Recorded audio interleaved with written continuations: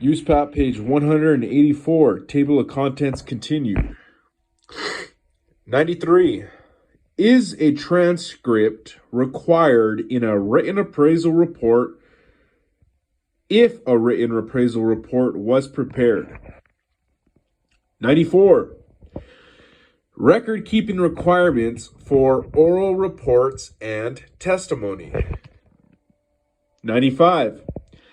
Is a separate certification required if a written appraisal report was prepared? 96. Is a transcript of the entire proceeding required? 97. Electronic work file storage. 98. Adequacy of work file documentation. 99. Jurisdictional exemption and work file retention. 100. Minimum work file retention. Competency rule. 101. Acquiring knowledge and expertise to comply with the competency rule. 102. Assignment conditions, scope of work acceptability, and geographic competency. 103. Continuing education courses. 104. Competency statement in the report. 105. Errors and omissions insurance. Jurisdictional exception rule. 106. Application of the jurisdictional exemption rule. 107. USPAP compliance and jurisdictional exemption. 108. When compliance with USPAP is precluded by law or regulation. 109. Probate court statute basing the appraisal fee on the appraised value. 110. Appropriate sources for jurisdictional exemption. 111. Valuation methods and jurisdictional exemption rule. 112. Client requirement to disregard market value changes prior to effective date. 113. Client requirement to disregard linking opinion of value to a specific exposure time. 114. Is a waiver valuation a jurisdictional exemption? 115. Client requirement to assume no contamination exists. 116. Jurisdictional exemption and confidentiality. Appraisal development and client issues.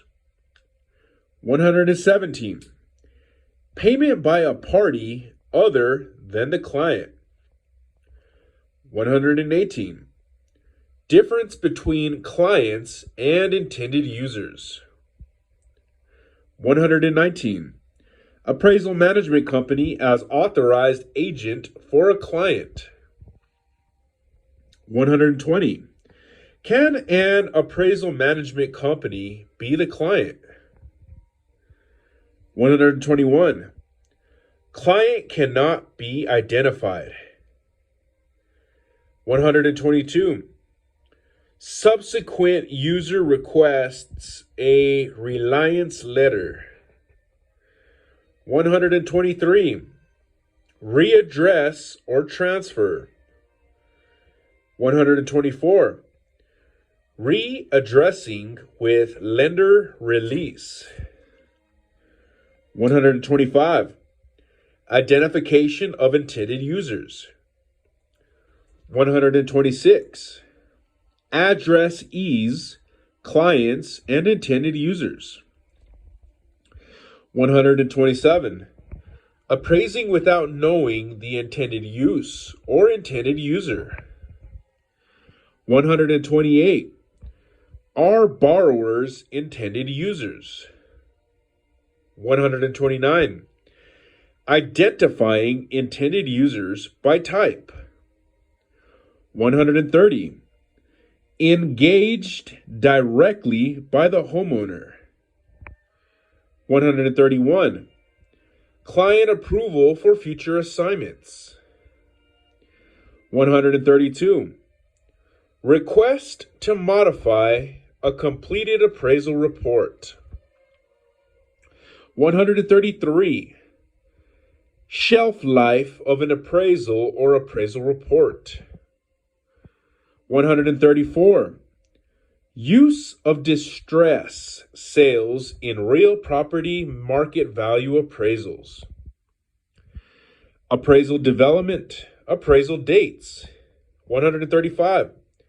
Effective date of the appraisal. 136. Appraisal dates. 137. Citation of effective date. 138. Changing the effective date. 139. Date of report. That's going to be on page 248.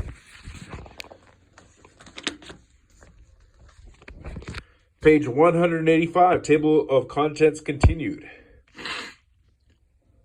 140. Date of revised report.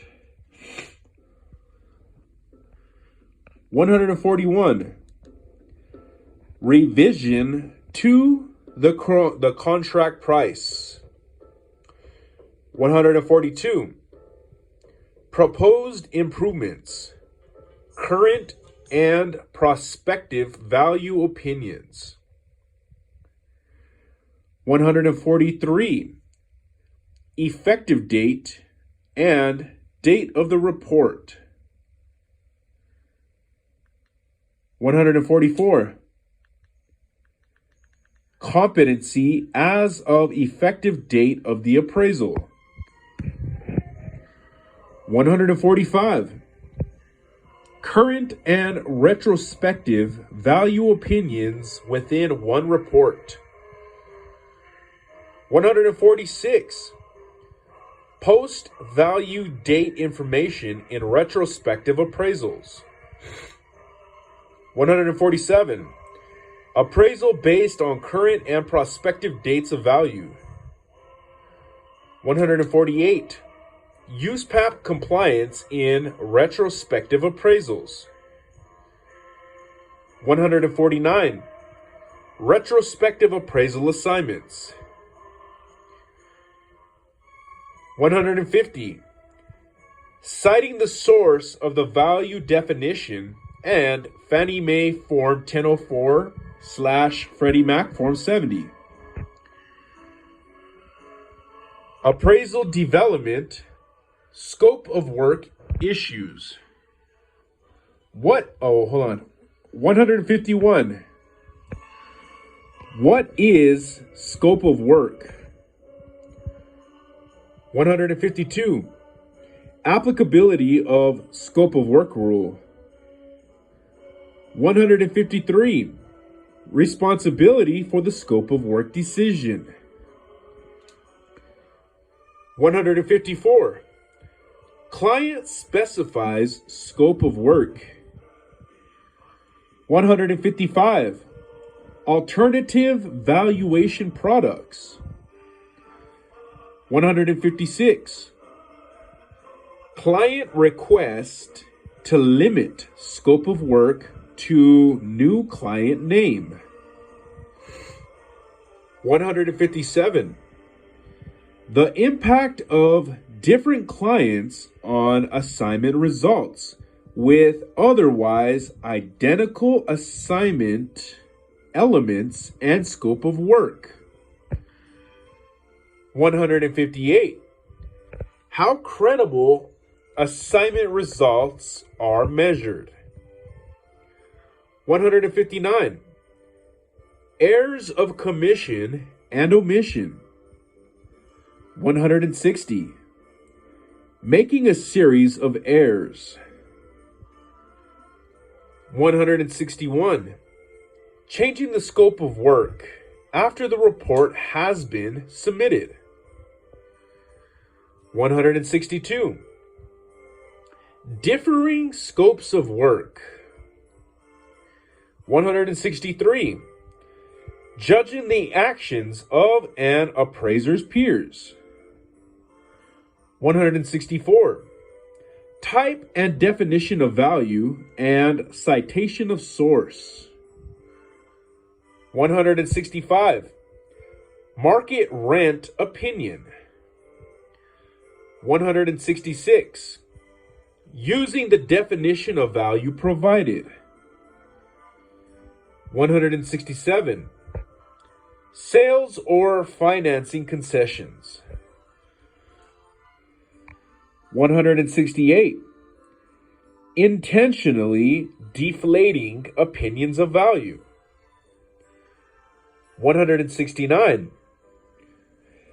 Measuring single-family residences using the ANSI standard. 170. Exposure time and marketing time. 171. Marketing time on appraisal forms.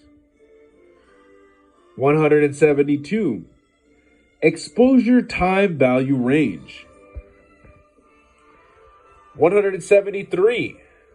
Checking stable versus declining property values. 174. Range of value. 175. More than one intended use. 176. Value in use request from federally regulated lender. 177. Drive-by and desktop appraisals. 178. Inspection of subject property. 179. Does inspection of subject property mean a physical inspection? 180. Is it permissible to use MLS photos for comparable sales? 181.